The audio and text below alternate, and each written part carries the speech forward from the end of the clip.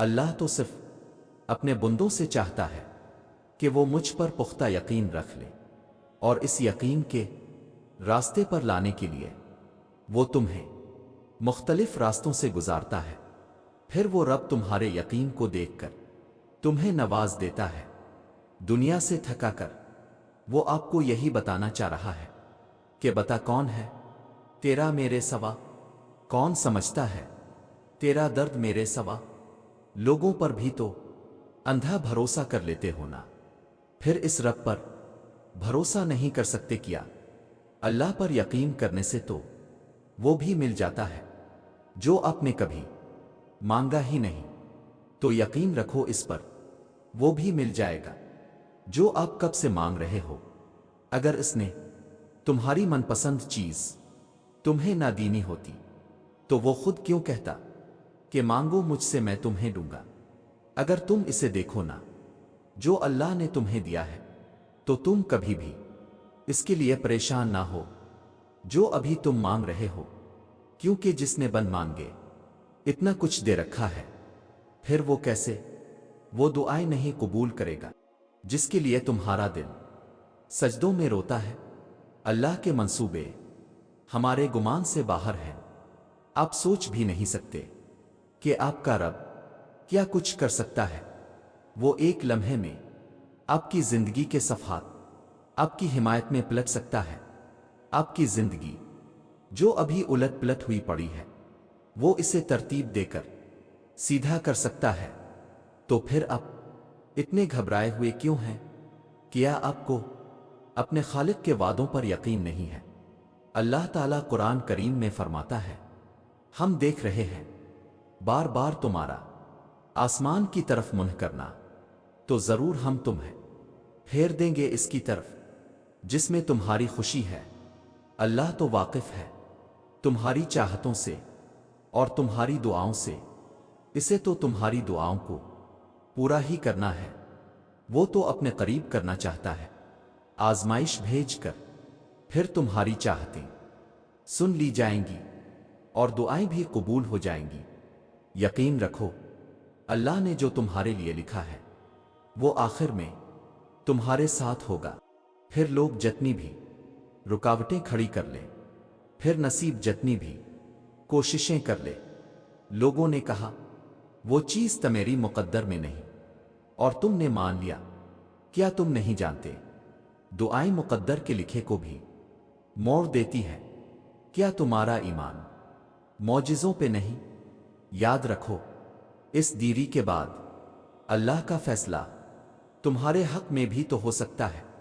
جسے میلوں کا فاصلہ سمجھ رہے ہو وہ تم سے بس ایک دعا دور بھی تو ہو سکتا ہے، جسے مایوس ہو کر یوں ہی خالی چھوڑ آئے ہو۔ مقدر کے اس صفحے کو دعا سے بدلنے کا اختیار تمہارے ہاتھ میں بھی تو ہو سکتا ہے، جس کے چھن جانے پر اللہ سے روٹھے بیٹھے ہو۔ اس کا ابھی پاس رہنا تمہارے لیے برا بھی تو ہو سکتا ہے۔ کیا پتا اللہ نے تمہاری من پسند چیز صرف ازمائش کے لیے دور کی ہو، تم سے اس انتظار کے بعد تمہارا مانگا ہوا ہی تمہارے نصیب کا حصہ بھی تو ہو سکتا ہے۔ توکل رکھو جو تم گمان بھی نہیں کر سکتے، تمہارے یقین سے وہ سب ہو سکتا ہے۔ ساری بات تو بس اللہ کے حکم کی ہے، وہ راضی ہو جائے تو اس کے کن کے بعد کیا نہیں ہو سکتا ہے۔ اللہ تمہارا دل نہیں موڑ رہا کیونکہ وہ تمہارا نصیب موڑ چکا ہے۔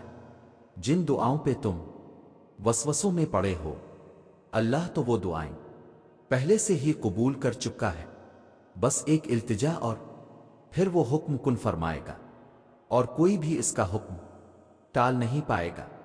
جب تمہارا یقین اللہ ہے تو تم انجام کا سوچ کر مایوس کیوں ہوتے ہو؟ وہ جانتا ہے کہ تمہارا دل ٹوٹ گیا ہے، وہ جانتا ہے کہ بے شمار ذروں میں تم بکھرے ہوئے ہو، وہ جانتا ہے کہ تمہاری ذات بے ترتیب ہو گئی ہے، وہ تمہاری مسکراہٹوں سے لے کر تمہارے آنسوؤں کے پلکوں میں ضبط ہو جانے تک سب کچھ جانتا ہے۔ وہ تو ان چیزوں سے بھی باخبر ہے جن کا علم بھی तुम्हारी अक्ल की पहुंच में नहीं, तो फिर ये उदासी कैसी है?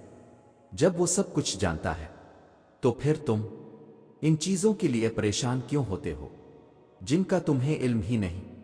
वक्त मुश्किल है, मगर तुम्हें सब्र करना होगा, अल्लाह पे यकीन रखकर चलना होगा, इसकी मसलहतों का अदब करना होगा।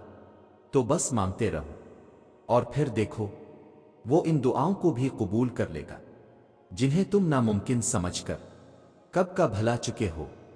और याद रखो, अल्लाह तुम्हारी ज़बान को मांगने की हिम्मत तब देता है जब वो तुम्हारी दुआओं पर राजी होना चाहता है।